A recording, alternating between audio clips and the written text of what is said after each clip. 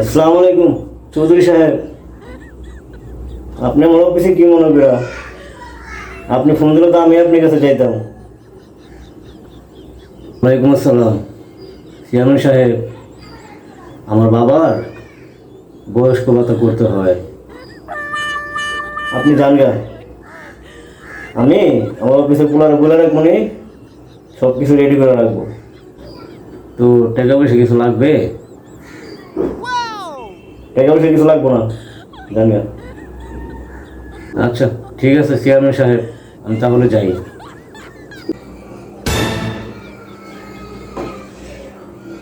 Chairman সাহেব আছে নাকি?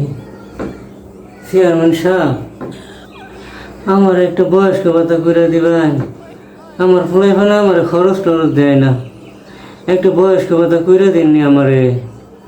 মুরব্বী, ও বয়স্ক ভাতা করবেন? ঠিক আছে মুরব্বী, আমি এখন বাইরে যাবো তো, আমার সময় নেই।